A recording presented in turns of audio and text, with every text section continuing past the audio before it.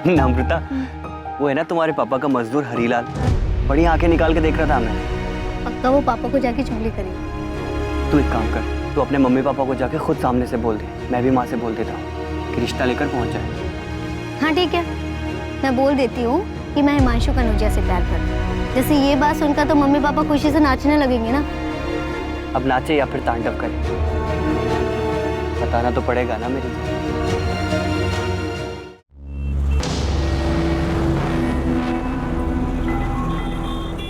राधा, थोड़ी सी चाय मिल सकती है क्या? जी चाचा जी, बस 5 मिनट दीजिए।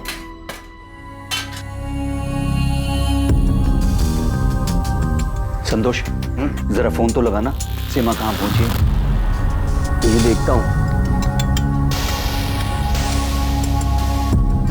माँ को ऐसा लगता है जो सीमा दीदी बोलेंगी वो मैं मान लूंगी। मैं बच्ची नहीं हूँ सुमन, मुझे अपने सही गलत की पहचान है। कि नम्रता, तुम्हारे मम्मी पापा मेरी मम्मी और बाकी सब लोगों की तरह वही मानेंगे जो सीमा बुआ कहेंगे। आने दो, देखते हैं क्या बोलती है। हेलो सीमा, कहाँ पर हो? सब लोग वेट कर रहे हैं तुम्हारा। एक सहेली के घर पे कुछ काम था तो काम खत्म करके आ रही हूँ घर पे। कहाँ पर हो तुम? रास्ते में हूँ मैं तुम्हें। हेलो हेलो सीमा, हेलो। चाचा जी, सीमा रास्ते में ही है, पहुंच रही है। नम्रता के सिर पर जो भूत सवार है ना, बस सीमा ही उसे उतार सकती है, देखना। लो वैशाली। नम्रता को समझाते समझाते थक गई हूँ मैं। नम्रता समझदार है, बस थोड़ी सी बहक गई है। आप चिंता मत करिए, सीमा आएगी, उससे अच्छे से बात करेगी और उसे समझा देगी और उसे सही रास्ता भी दिखा देगी। चाची, रिया को लेने मुझे स्कूल जाना है। अगर 2:30 बजे तक सीमा दीदी नहीं आई तो मैं निकल जाऊंगी। वैशाली, मैं ये कह रही थी कि तुम प्रिया को लेके ना स्कूल से सीधे यहीं आ जाना। वो क्या है कि तुम्हारी भी जरूरत पड़ेगी मुझे। कोशिश करूंगी चाची, सीमा दीदी समझा देगी नम्रता को। आप चिंता मत करो, नम्रता बात मान लेगी सीमा दीदी की। चर्चा में आने वाला मामला नम्रता अग्रवाल से संबंधित था और परिवार की यह मीटिंग 2 रात पहले ही तय हुई जब नम्रता के पिता शिव प्रसाद अग्रवाल ने सीमा साहू को कॉल किया। प्रणाम चाचा जी, कैसे हैं आप? मैं ठीक हूँ सीमा बेटा। परसों मैं और तुम्हारी चाची यहाँ बल्लीपुर से नम्रता को लेकर भोपाल आ रहे हैं। तुम टाइम निकाल कर रखना बेटा। चाचा जी, आप नम्रता को फोन दीजिए, मैं फोन पर बात करती हूँ उससे। ना बेटा, नम्रता थोड़ी अड़ियल हो गई है, तुम सामने बैठकर ही उसे समझाना। ठीक है चाचा जी, आप लोग आ जाइए। हम लोग राधा के घर पर आएंगे, तुम भी वहीं आ जाना दोपहर तक। ठीक है, मैं आ जाऊंगी। वैशाली को भी वहीं बुलाएं। ठीक है, प्रणाम। चाचा जी चाहते हैं कि मैं नम्रता से बात करूं। हाँ, तुम बात कर लो सीमा, लेकिन मेरे ख्याल से उनके फैमिली मैटर में ज्यादा दखल मत देना। उनका फैमिली मैटर, फैमिली तो एक ही है ना यशवंत। अरे वो कजन है मेरी, चाचा जी की बेटी है। लेकिन दूसरों के मामले में सलाह देने की एक हद होती है। सलाह दखल अंदाजी ना बन जाए, उसका ख्याल रखना चाहिए। ठीक है, मैं बात करूंगी नम्रता से, वो मेरी बात जरूर सुनेगी।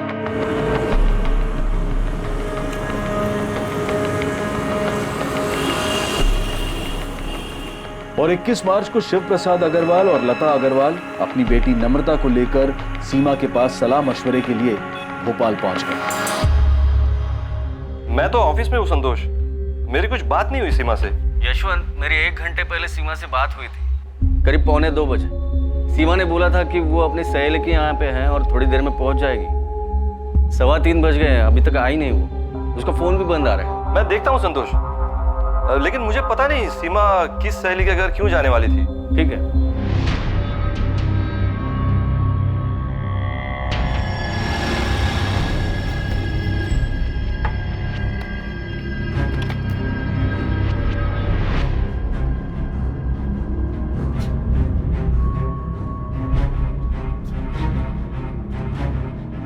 हाँ राजेश, बेटा मम्मी घर पर है क्या? नहीं पापा, यहाँ पर तो ताला लगा हुआ है।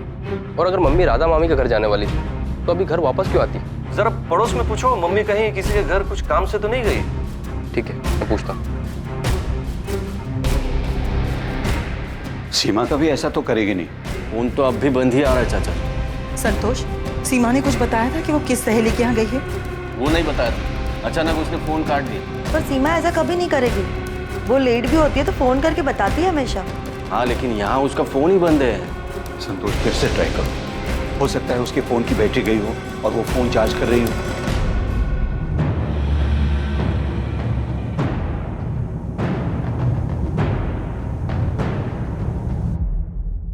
पांडे जी, हॉस्पिटल्स में चेक कराइए कि कहीं कोई एक्सीडेंट का केस वेस तो नहीं आया। सीमा साहू है ना नाम? जी, सीमा साहू, 39 साल। मैडम, मेरी वाइफ कभी ऐसा नहीं करती।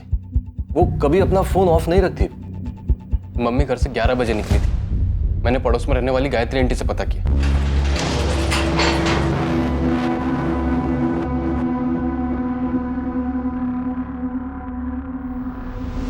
हॉस्पिटल्स में पता करते हैं।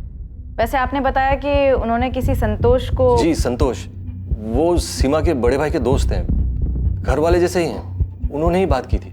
और उन्होंने बताया कि वो किसी सहेली के घर पर हैं। आपने वहां पता किया? कौन सी सहेली पता नहीं ना। सीमा के दोस्त हैं, वो तो हमारे मोहल्ले में ही रहते हैं। और मैडम, आज सीमा के चाचा जी खास बल्लीपुर से यहाँ आए थे सीमा को मिलने। उनकी मीटिंग तय थी।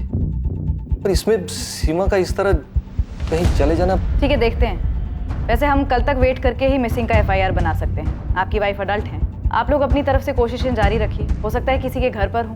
पूछताछ करते रहिए। जी मैम।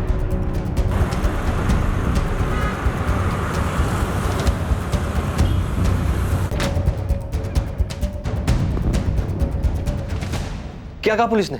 अभी तक 3 हॉस्पिटल में चेक कर लिया, कहीं कोई एक्सीडेंट का केस नहीं आया।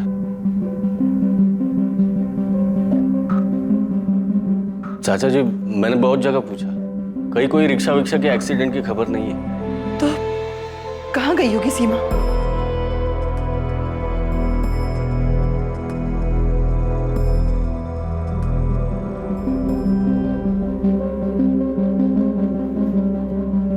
सुमन, ये नम्रता से तेरी बात हो रही थी? हाँ, बातें तो हो ही रही थी, लेकिन तुम ऐसे क्यों पूछ रही हो जैसे मुझे कुछ पता है कि सीमा बुआ कहाँ गई हैं? बेटा, मुझे लगता है नम्रता है ना, ये यहाँ अपने मन से नहीं आई थी सीमा से बात करने। चाचा चाची इसे जबरदस्ती लेकर आए हैं। अम्मा, तुम खुद नम्रता से क्यों नहीं पूछ लेती? उसे पता होगा कि सीमा बुआ यहाँ क्यों नहीं आई। लो देख लो, सीमा दीदी मुझे एडवाइस देने वाली थी, बात करने वाली थी, समझाने वाली थी, अब खुद ही रफू चक्कर हो गई।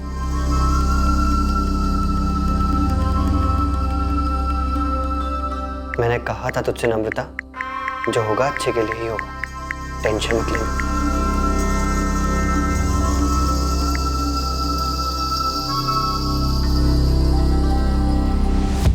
क्या कोई ऐसी बात है जिसकी वजह से वो अपने आप कहीं चली गई? ये क्या बात कर रहे हैं सर? सीमा अपने आप क्यों जाएगी? हाँ सर, सीमा दीदी अपने आप क्यों जाएगी? उनका परिवार है, पति है, बेटा है, हम सब हैं। सीमा हमारे परिवार की मुखिया जैसी है, सब सलाह लेते हैं उससे। वैशाली, ये जो आपकी कजन है नम्रता, इसका क्या माजरा? उससे क्या बात करनी थी? सीमा को क्या समझाना था उसे? फैमिली मैटर था। तो फिर जाइए और जाकर अपना फैमिली मैटर सॉल्व करिए। जब तक आप हमें पूरी बात नहीं बताएंगे, हम उसे ढूंढेंगे कैसे? सर, नम्रता के गांव बल्लीपुर में एक लड़का है, हिमांशु कनौजिया। नम्रता उससे शादी करना चाहती है।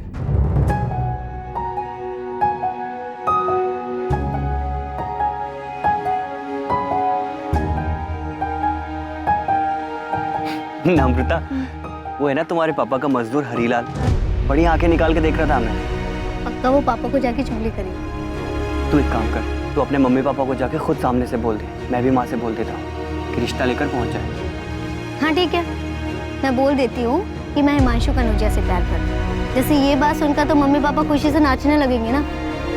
अब नाचे या फिर तांडव करे, बताना तो पड़ेगा ना मेरी। पापा, मैं हिमांशु से शादी करूँ, आप चाहे हाँ कहें या ना। हमारी नाक कटवाएगी तो? नम्रता, इस पूरे जिले में हिमांशु कनौजिया ही मिला तुझे? हाँ, ऐसा कौन सा पहाड़ टूट गया माँ?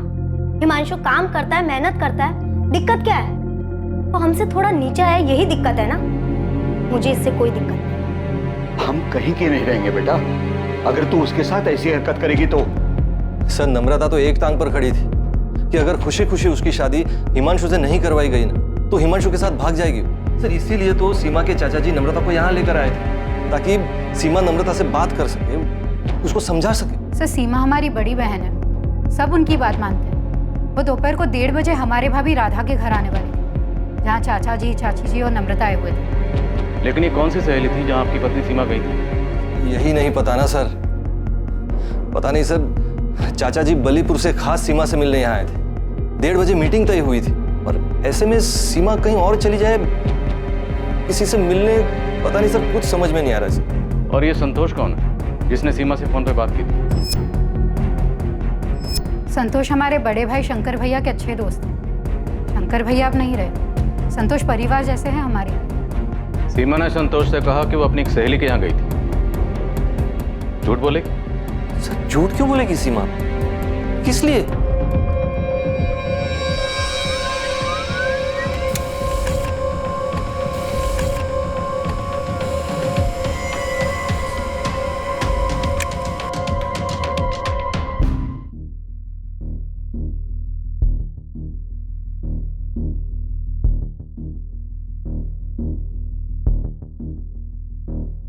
सारे हॉस्पिटल चेक किए, एक्सीडेंट तो नहीं हुआ है। नॉर्मल नहीं है साहब, ऐसे गायब होना। ये पक्का आप जो नम्रता बोल रहे हैं उसके कनेक्शन से कुछ हुआ होगा, क्योंकि घर की एक जिम्मेदार औरत जिस पे पूरे परिवार वाले अपने अहम फैसले लेने के लिए निर्भर करते हो, वो खुद से तो गायब नहीं हो सकती। नम्रता वाला एंगल हम चेक करेंगे, वहाँ बल्लीपुर में उसके बॉयफ्रेंड हिमांशु कन्नौजिया से भी बात करेंगे।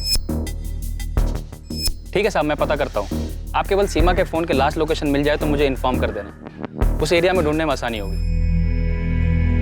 कमाल कर रही हैं आप विशाली दीदी, और चाचा जी को भोपाल बुलाकर यहाँ सीमा दीदी बल्लीपुर क्यों आएगी? और अगर हमारे घर यहाँ आना होता उन्हें तो क्या बता के नहीं आएगी? मुकेश 3 दिन हो गए, सीमा दीदी का कुछ पता नहीं चल रहा। वैसे कहाँ चली गई वो? ये पक्का हिमांशु और नम्रता का किया कराया है। चाचा जी भी अजीब है, अगर नम्रता का ऐसा कुछ चल भी रहा था तो यहाँ आके हमसे बात नहीं की है, वहाँ सीधा भोपाल पहुँच गए। मुकेश अभी ये सब बात करने का टाइम नहीं है, दीदी गायब है, पहले उन्हें ढूंढना है। क्या हुआ, कुछ पता चला मुकेश? नहीं, बस सीमा दीदी का फोन अभी भी बंद आ रहा है। तंग आ गई होगी, हर किसी का प्रॉब्लम सुलझाते सुलझाते। तंग आ भी गई होगी तो क्या जीजा जी और राजेश को छोड़ के चली जाएंगी? बोलो।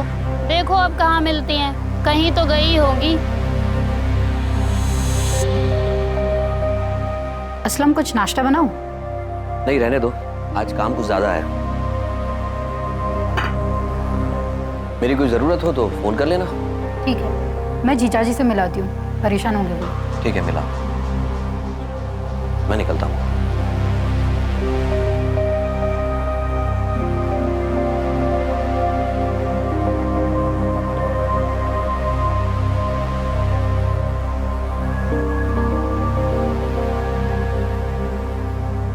पापा, सीमा दीदी गायब होगी तो हिमांशु क्या कर सकता है?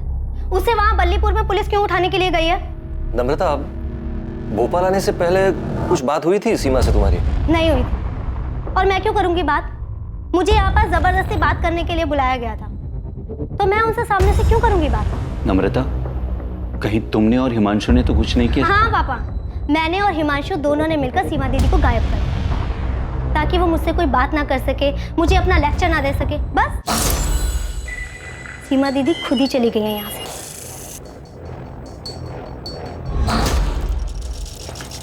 सर, सीमा साहू का फोन 21 मार्च को हाथी चौक एरिया में स्विच ऑफ हुआ।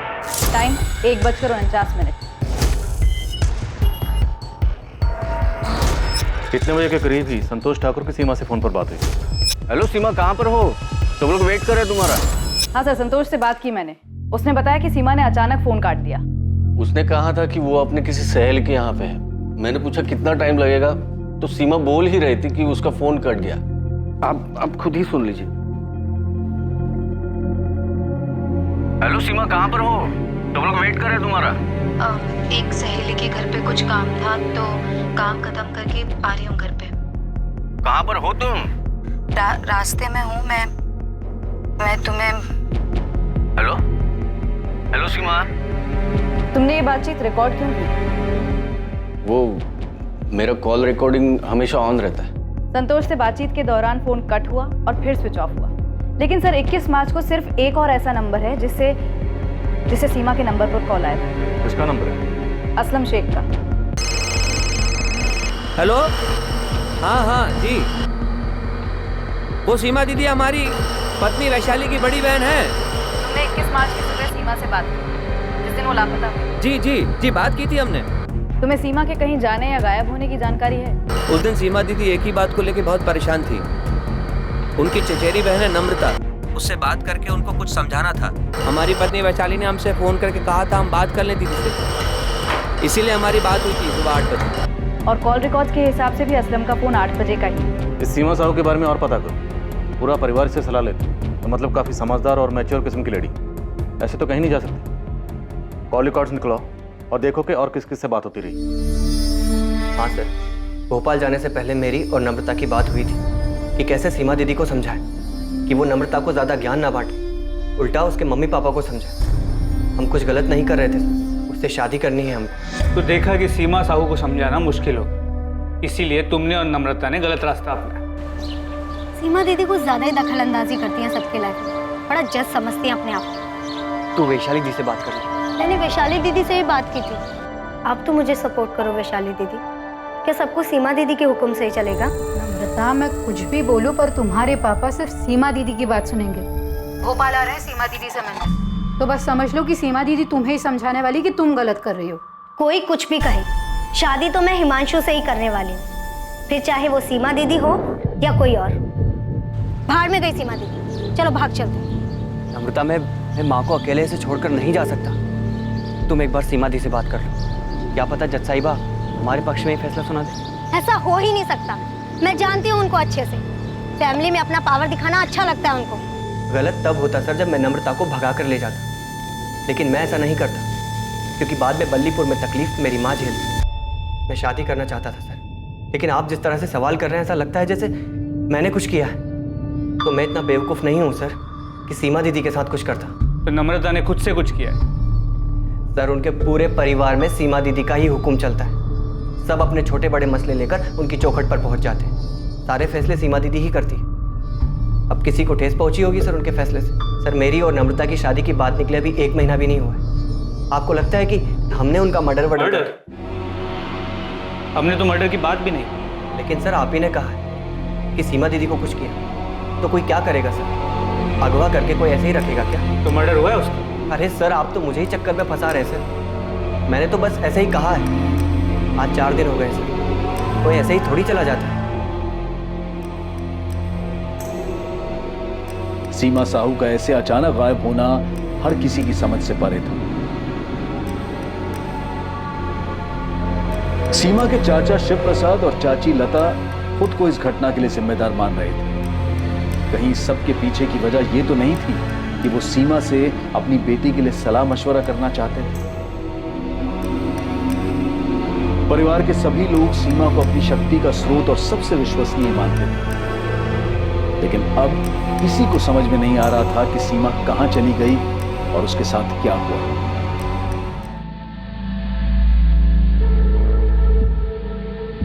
हाँ, यही वो लेडी है, पक्का पक्का? दोस्त कितनी बार बोलूं? हाँ पक्का। हमारे होटल में सीसीटीवी कैमरा भी। यही वो लेडी है जो 21 मार्च को आई थी।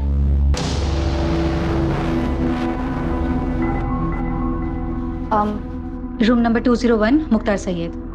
आपका नाम? सीमा साहब। 1 मिनट।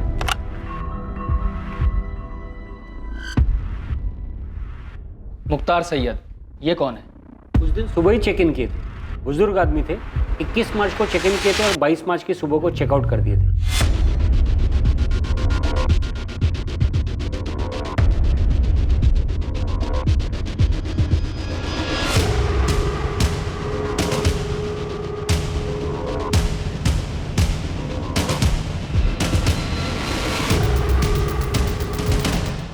तो ये सीमा साहू रूम नंबर 201 में मुख्तार सैयद से मिलने गई थी? हाँ, मैंने मुख्तार जी से बात की थी और फिर इस लेडी को उनके कमरे में भेजा था।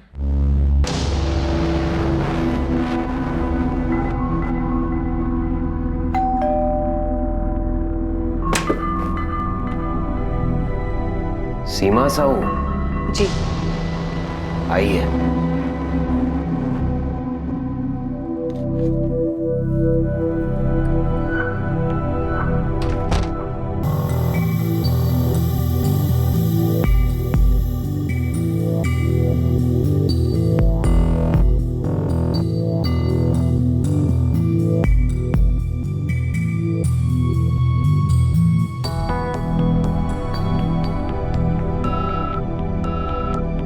ये रेड साइन होटल हाथी चौक पर है मैडम, जहाँ आपने कहा था कि सीमा साहू का फोन स्विच ऑफ हुआ है। लेकिन सीमा ये मुख्तार सैयद से मिलने क्यों गई थी? कौन है ये मुख्तार सैयद?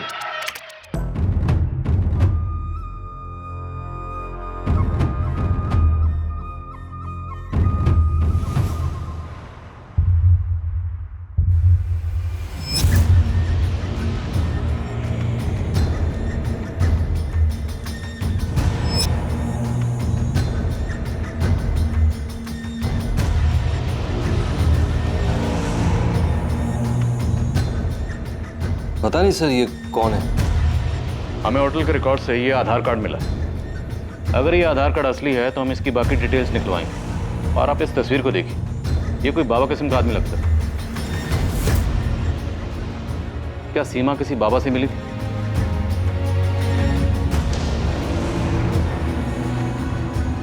ये जो बुरी ताकतें हैं सीमा, हमें उन पर काबू पाना है।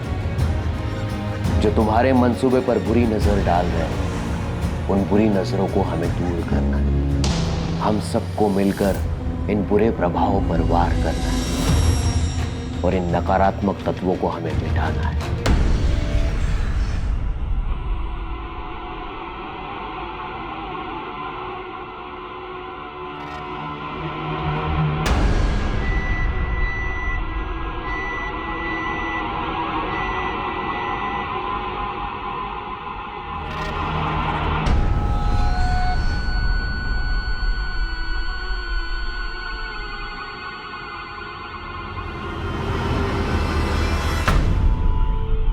क्या इससे वो सारी बुरी शक्तियां खत्म हो जाएंगी जो आसपास मंडरा रही हैं?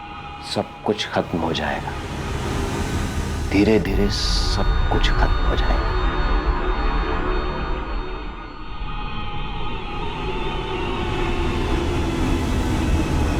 सर आप बाबा बाबा की बातें कर रहे हैं, लेकिन सीमा ने कभी इन बातों पर विश्वास नहीं किया। सर ये मुख्तार सैयद है कौन? राजेश, सब कुछ तुम्हारे सामने है। तुम्हारी माँ कहाँ गई थी, किससे मिलने गई? सर जो आप आदमी दिखा रहे थे मुख्तार सैयद, सर ये तो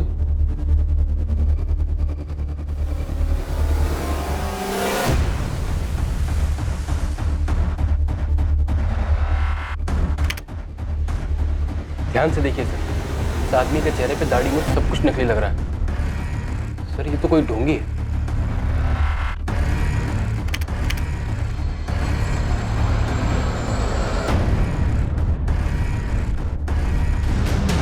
सही कह रहे हो राजेश, इसकी दाढ़ी मुझ नकली लग रही है। पर इस तरह के आदमी से मिलने के लिए तुम्हारी माँ क्यों गई होगी?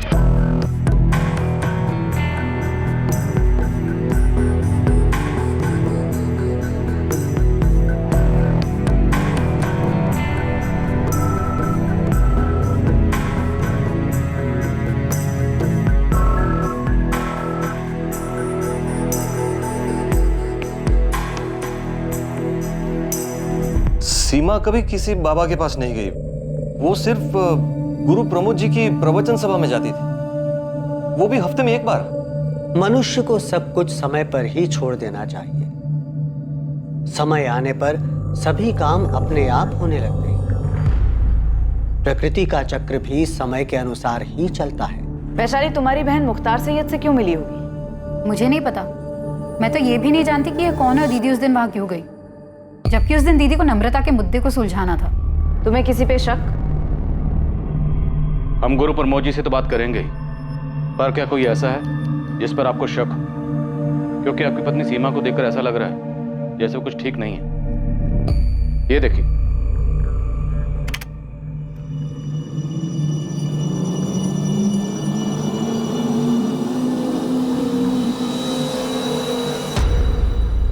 सीमा जिस तरह से चल रही है, ऐसा लग रहा है जैसे ये नशे में।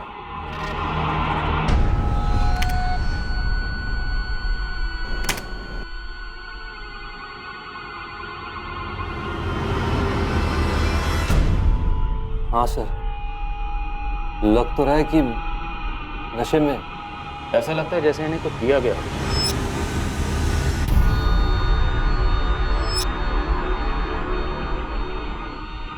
हाँ, ऐसा लग रहा है कि सीमा दीदी को किसी ने कोई नशीली चीज खिलाई पिलाई होगी। ऐसा ही लग रहा है। हमने उसकी आवाज भी सुनी। संतोष ने उसके साथ हुए कॉल को रिकॉर्ड कर लिया था। एक सहेली के घर पे कुछ काम था तो काम खत्म करके आ रही हूँ घर पे। कहाँ पर हो तुम? रास्ते में हूँ मैं तुम्हें। हेलो हेलो सीमा।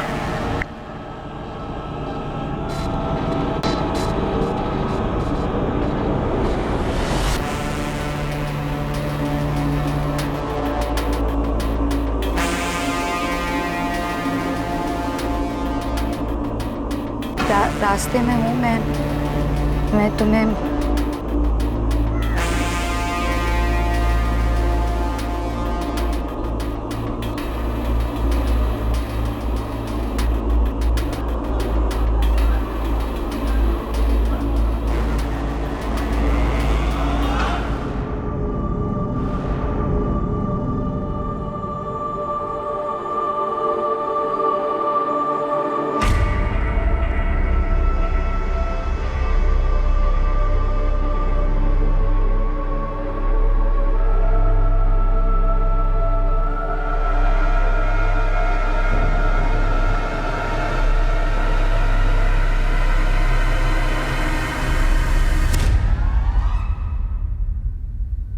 जीजा जी, ये संतोष ने कुछ किया है। संतोष ठाकुर?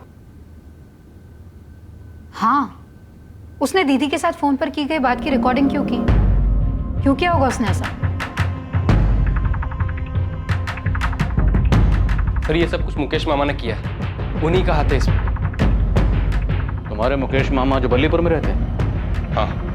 लालू तो इतनी ज्यादा छुट्टी लेगा, एक काम कर, तो हमेशा के लिए छुट्टी ले ले। मामा और मामी दोनों ने मिलकर किया है ये। लेकिन राजेश, तुम्हारी माँ मुख्तार सैयद से मिलने खुद गई हैं। जरूर मामा और मामी ने मिलकर कोई तिगड़म बैठाया है। मामा बहुत गुस्सा है मम्मी पे। जब खेत की सारी देखभाल मैं करता हूँ, अनाज की सारी बिक्री और सब कुछ मैं ही देखता हूँ, और उसमें से जो भी पैसा आता है तो इतना सारा पैसा मैं हर महीने राधा भाभी को क्यों दूं? मुकेश, क्योंकि वो अकेली हैं। उनके स्वर्गवासी पति शंकर भैया तुम्हारे, मेरे और वैशाली, हम तीनों के बड़े भाई थे। अरे इतनी समझ तो होनी चाहिए तुम में। अच्छा, तो मतलब मेहनत मुकेश करे और खाए सब। अच्छा, मुझे अच्छी तरह पता था मुकेश की जुबान के पीछे ना शब्द तुम्हारे ठूसे हुए हैं। तो मतलब हम वहाँ गांव में बैठकर चक्की पीसते रहे और यहाँ शहर में सब मलाई खाएं। सीमा दीदी, क्यों ना मुकेश को ज्यादा हिस्सा। तुम बीच में मत बोलो। अरे घर हमारे पापा का है, खेत हमारे पापा का है, और मुकेश इस समय जो बात कर रहा है ना, घर और खेत बेचने वाली। तो क्या हमारा हक नहीं बनता गाँव छोड़कर शहर आकर एक बेहतर जिंदगी जीने की? बेशक शहर आओ, लेकिन खेत और घर बेच कर नहीं। मतलब हम अपनी जिंदगी गांव में बैठ के पिसवाएं और आप लोग यहाँ मजे से ठाट से रहो। जो भी हम खेत में मजदूरी करते हैं उसका हिस्सा सबको मिले, लेकिन एक फैसला नहीं कर सकते घर और खेत बेचने का। अरे मुकेश, खेत और घर में शंकर भैया तुम्हारा, मेरा और वैशाली का, हम सबका बराबर का हिस्सा है। हमारी शादी से पहले सब काम मुकेश ही संभालता आ रहा था और शादी के बाद हम दोनों मिलकर संभाल रहे हैं। हाँ, तो अब नहीं संभाला जा रहा है ना, तो छोड़ दो। वहां हम किसी और को लगा देंगे, माँ को अपने पास बुला लेंगे। तुम और मुकेश निकल जाओ इन सबके बीच से। सीमा, गुस्से पर काबू रखो। यशवंत, मुझे पता है मैं क्या कर रही हूँ और क्या बोल रही हूँ। अरे मुकेश को ये सारी चाबी चढ़ाने वाली ना ये चंचल है। अच्छा, मैंने चाबी चढ़ाई है? मतलब आज तक आप दोनों बहनें मिलके मुकेश को अपने अंगूठे के नीचे दबाकर चलती आई और आज जब मुकेश की जबान चलने लगी तो मैंने चाबी चढ़ाई। चंचल, तमीज में बात करो। अरे तुम भी डरपोक हो। ये सीमा दीदी आज तक अपनी मनमानी करती है और आगे भी अपनी चलाती रहेंगी। चंचल! अरे दीदी, आप भी इन्हीं के नीचे दबी हुई हैं। चल, चुप कर। चुप। मुकेश मामा और चंचल मामी के अंदर बहुत गुस्सा भरा मम्मी के लिए। तो तुम्हें लगता है मुख्तार सैयद उनका भेजा हुआ कोई बंदा हो सकता है? संतोष? हाँ, हमें भी डाउट तो हुआ था कि संतोष ने कॉल रिकॉर्ड क्यों किया। जीजा जी मानने को तैयार नहीं है, लेकिन मैं कह रही हूँ ये संतोष की नजर दीदी की तरफ मुझे कभी ठीक नहीं लगी। मुझे भी अजीब लग रहा है कि उसने आके दीदी का कॉल रिकॉर्ड क्यों किया। एड्रेस तो यही है सर, लेकिन मैं यहाँ 15 सालों से रहता हूँ। इदरीस खान नाम है मेरा। और सर, मैंने आज तक किसी मुख्तार सैयद नाम के आदमी को यहाँ हुसैन नगर में न देखा है न सुना है। जरा ध्यान से देखिए, फोटो से भी पहचान में नहीं आ रहा। नहीं सर, चाहिए तो मस्जिद के इमाम साहब से भी पूछ के देखता हूँ, लेकिन ये एड्रेस मेरा ही है।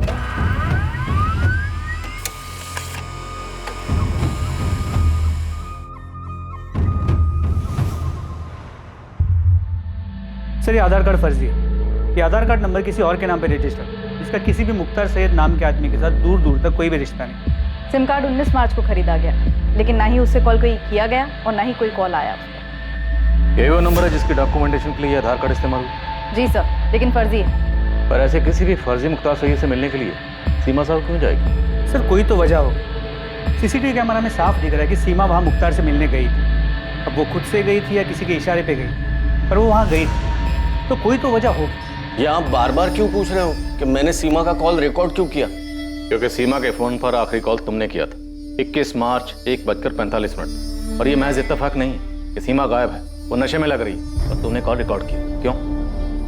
सर मेरे फोन में कॉल रिकॉर्डर हमेशा ऑन रहता है सर। इससे पहले सब लोगों के कॉल रिकॉर्ड हुए हैं सर, मैं आपको दिखाता हूँ। ये बताओ कि तुम्हारा रिकॉर्डर ऑन क्यों रहता है? सर मेरा प्रॉपर्टी डीलिंग का बिजनेस है, कभी कभी फोन पर कोई धमकी देता है, इसलिए अपने सेफ्टी के लिए मैं रिकॉर्ड कर लेता हूँ। और सर मैं सीमा के बड़े भाई का जिगरी दोस्त रहा हूँ, उसके फैमिली के साथ मेरा अपने फैमिली जैसा रिश्ता है। और सीमा, उसके साथ तुम्हारा कैसा रिश्ता है? अब आप ये वाहियात इल्जाम मुझे पर लगाएंगे? ये आप लोग संतोष जी से ऐसे भद्दे सवाल कैसे पूछ सकते हैं और उन पे इल्जाम कैसे लगा सकते हैं? क्योंकि सीमा गायब हुई है, तुम्हारे स्वर्गवासी पति की छोटी बहन। तो सीमा के गायब होने में संतोष जी का कैसे हाथ हो सकता है? फिर किसका हो सकता है, आप ही बता दीजिए। मुझे क्या पता, हो सकता है नम्रता जिससे शादी करना चाहती है उस लड़के का हाथ हो। वैसे भी नम्रता बहुत चिड़ी हुई थी और उसने मेरी बेटी सुमन को भी बताया। क्या बताया था? मैं तो कहती हूँ अच्छा है सीमा दीदी कहीं बिजी हो जाए और यहाँ पर आए ही ना, इससे तुम्हारी प्रॉब्लम सॉल्व हो जाएगी। अरे बात करो ना उनसे। नहीं करनी मुझे उनसे बात। क्यों हर फैसला सब लोग उनसे पूछ कर लेते हैं? अब मैं 20 साल की हो गई हूँ, मैं अपने सही गलत के फैसले खुद ले सकती हूँ। नम्रता ऐसा कह रही थी, पर अम्मा क्या नम्रता उस हिमांशु के साथ मिलकर ऐसा कुछ करेगी कि बुआ?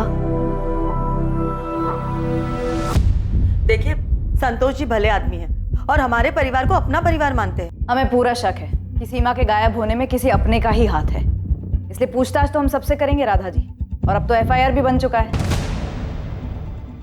संतोष जी भले आदमी हैं और हमारे परिवार को अपना परिवार मानते हैं। हमें पूरा शक है कि सीमा के गायब होने में किसी अपने का ही हाथ है, इसलिए पूछताछ तो हम सबसे करेंगे राधा जी, और अब तो FIR भी बन चुका है।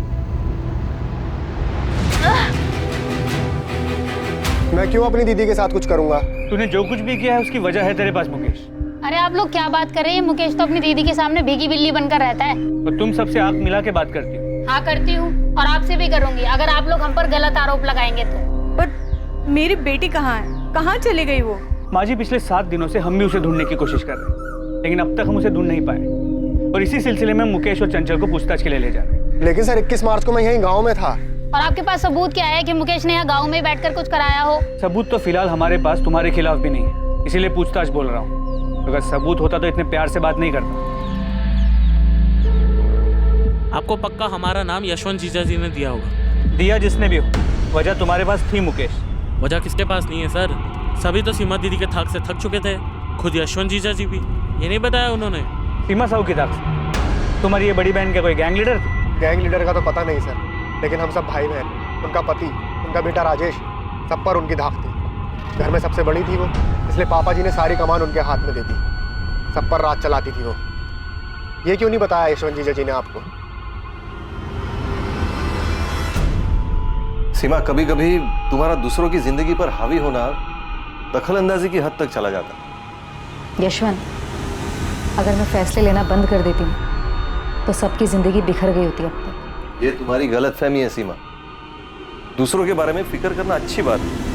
लोग जब तुम्हारे पास सलाह मशवरा करने आते हैं वो अलग बात है, लेकिन जब तुम दूसरों की जिंदगी में सही गलत के फैसले लेने बैठ जाती हो ना, वो गलत है। यशवंत, जो इंसान फैसला लेता है उसे सही गलत का पता नहीं होता। वो बस एक फैसला लेता है और उस एक फैसले को सही बनाने की कोशिश करता है, उसे सही दिशा देता है। मैं भी बस वही कर रही हूँ। सीमा, हर एक का नजरिया तुम्हारे जैसा नहीं होता। तुम्हारा फैसला किसी के लिए गलत भी हो सकता है, और अगर कभी किसी को तुम्हारा फैसला ज्यादा गलत लग गया ना, तो वो कुछ बहुत गलत कर सकता है। और सिर्फ जीजा जी ही क्यों, उनका बेटा राजेश वो भी चिढ़ता है अपनी माँ से। मम्मी, मैं 18 साल का हो चुका हूँ। मेरे फोन में और मेरा बैग में ताक झाक करना बंद करो। मुझसे इस तरह से बात करने की हिम्मत कैसे हुई तेरी? तो क्या करूं मम्मी? मैं दूसरों की तरह तुम्हें अपनी जिंदगी के फैसले नहीं लेने दे सकता। सॉरी, ये मेरी जिंदगी और इसे मैं अपने हिसाब से जीना चाहता हूँ। प्लीज मुझे जीने दो। वैशाली, अब तू मुकेश की तरफदारी करना बंद कर और अपना घर संभाल, ठीक है? तुम समझती क्या हो अपने आप को दीदी? किसी भी बात पे मुझे ही ताना मारोगी? वैशाली, तुम्हें सही गलत की परख नहीं है। हाँ हाँ, भगवान ने हमारे हिस्से की भी सही गलत की समझ तुम्हें ही दी है। तुम जीजा जी को तो कुछ बोलने देती हो नहीं, और यहाँ मुझे लेक्चर देती हो कि मैं अपना घर संभालूं। सीमा, मुझे चेक मिला, लेकिन हर महीने तुम जितना भेजती हो उससे ज्यादा है इस बार। हाँ भाभी। अच्छा, सुमन को जो एक्स्ट्रा क्लासेस ज्वाइन करनी थी ना उसके कोर्स के लिए, उसे ज्वाइन करने दीजिए। हमारी सुमन पढ़ाई में बहुत अच्छी है भाभी, और शंकर भैया भी तो चाहते थे ना उसे खूब पढ़ाना। सीमा, कितना ख्याल रखती हो तुम हमारा। हमारी हर छोटी से छोटी बात तुम्हें याद है। और सिर्फ मैं नहीं, आप भी हर छोटी से छोटी चीजों का ध्यान रखती हैं, और सिर्फ मेरी नहीं, पूरे परिवार की। फिर मेरा भी तो इतना फर्ज बनता है ना। इतना प्यार दिया ना तुमने कि मुझे कभी उनकी कमी का। भाभी, आप हमारे ही परिवार का हिस्सा हैं। और सर लिख के ले लो, सिर्फ राधा भाभी हैं जो सीमा दीदी के गुणगान गाएंगी, क्योंकि जब उन्हें पैसे मिलते हैं तो वो आंख भी मूंद लेती है। किससे आंख मूंद लेती है राधा? वही जो चल रहा है सीमा दीदी और संतोष भैया के बीच।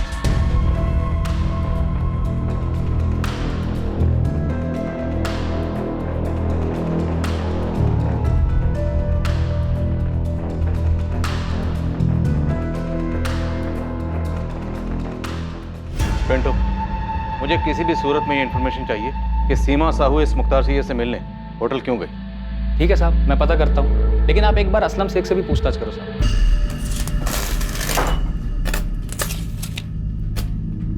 हे हाशिम, इधर आ। ये दरवाजे का माप था ना तेरे पास बराबर, ये 4 इंच छोटा कैसे हो गया? असलम भाई, पहले माप देखो आप।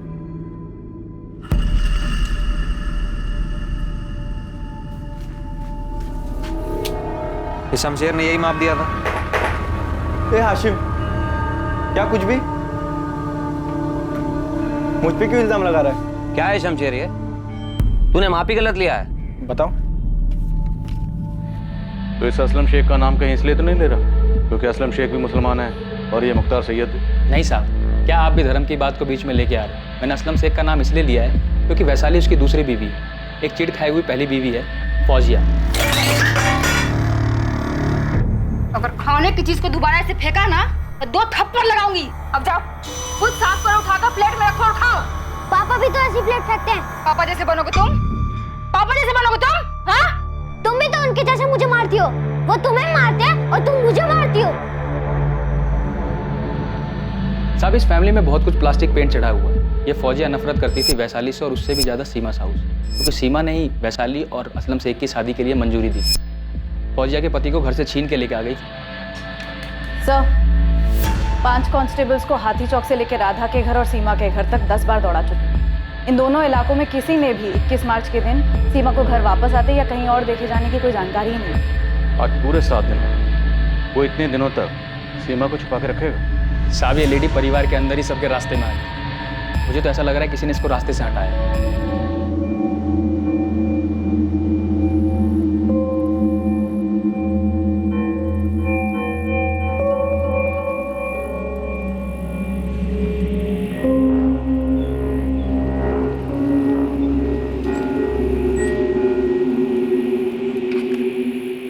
पता है, मुकेश भैया और चंचल भाभी को पुलिस पकड़ के ले गई। हाँ, और वहाँ भोपाल में भी काफी हलचल है। तेरे मम्मी पापा क्या बोल रहे हैं? पूछ रहे हैं मुझसे बार बार कि कैसे मैंने सीमा दीदी को गायब कर दिया, जैसे मैंने कोई झाड़ फूक करके उनको अपने वश में कर लिया।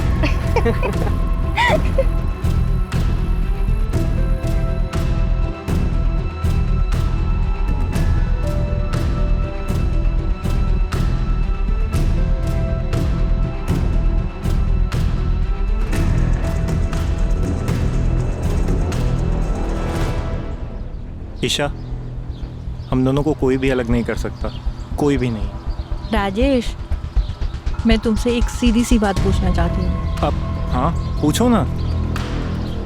तुमने अपनी माँ के साथ क्या किया?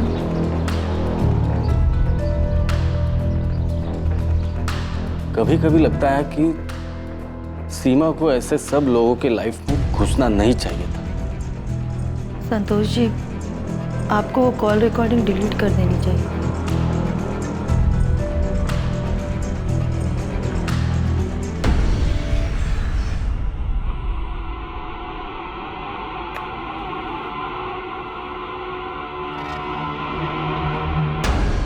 ये तुम्हारी हर परेशानी को खत्म कर देगा सीमा।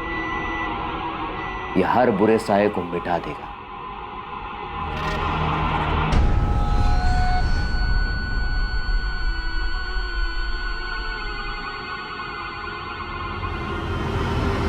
हमें सबसे अलग अलग पूछताछ करनी होगी सर। सबको कोई ना कोई शिकवा रहा है इस सीमा साहू से। सर मुझे इस बात का डर है कि शायद हम सीमा साहू को जिंदा ना पाए। मुझे भी यही लग रहा है। ऐसा लगता है कि सीमा साहू को पूरी तरह से किसी जाल में फंसाया गया और ये जाल उसके किसी अपने नहीं बिछाए। सीमा साहू एक दृढ़ महिला थी। वो ऐसी बिल्कुल नहीं थी कि इतनी आसानी से कोई गलत कदम उठाए और मुख्तार सैयद जैसे फर्जी आदमी से मिलने चली जाए। जी सर, बिल्कुल किसी अपने ने ही धोखा दिया है सीमा को, या फिर ये भी हो सकता है कि सारे अपनों ने मिलकर साजिश रची ताकि हमें कोई सुराग ना मिले।